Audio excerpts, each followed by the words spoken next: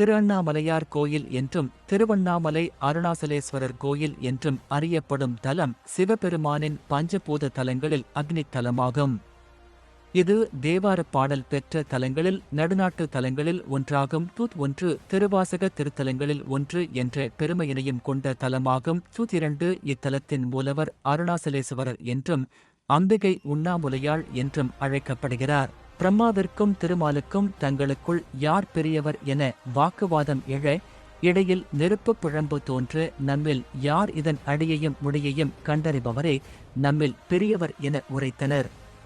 அதன் அடியை காண திருமால் வராக வடிவெடுத்து நிலத்தினை குடைந்து சென்று பல ஆண்டுகள் பயணம் செய்தும் அடியை காண இயலாமல் திருமால் திரும்ப அன்ன வடிவமெடுத்து முடியை காணச் சென்ற பிரம்மர் வானிலிருந்து கீழே வரும் தாழம்பூவிடம் இது யாதென வினவ, அதற்கு இது சிவபெருமானெனவும் நான் சிவனாரின் தலையிலிருந்து பல ஆண்டுகளாக விழுந்து கொண்டிருக்கிறேன் என உரைத்த தாழம்பூவிடம் நீ திருமாலிடம் நான் இந்த நெருப்புப் பிழம்பாக நின்ற சிவனின் முடியைக் கண்டுவிட்டேன் எனக் கூறும்படி கேட்டார் பிரம்மர்.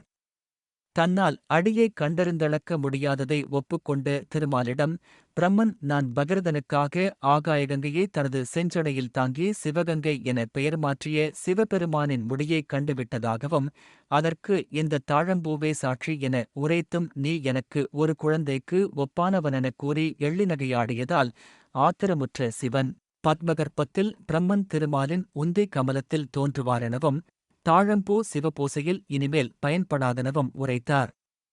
தாழம்பூ தன்னிடம் மன்னிப்பு கேட்டதற்கிணங்கிய சிவன் நான் புவியில் எனது பக்தைக்காக குழந்தையாக அவதரித்து உத்திர கோசமங்கையெனும் திருத்தலத்தில் மட்டும் பயன்படுவாயெனவும் அருளினார்.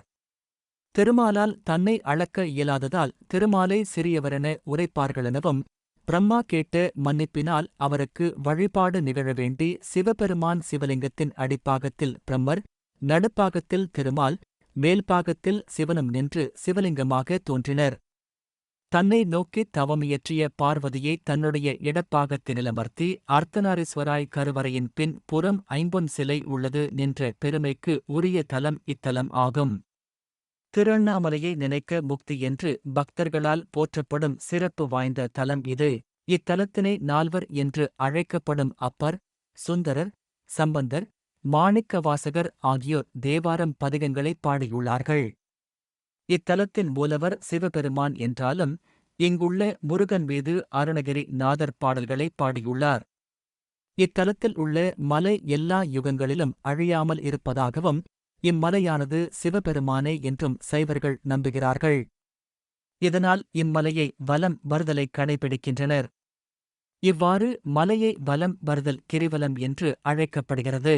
பல்வேறு நகரங்களிலிருந்தும் ஊர்களிலிருந்தும் எண்ணற்ற சித்தர்கள் இந்நகருக்கு வந்து வாழ்ந்து சமாதியடைந்துள்ளார்கள்.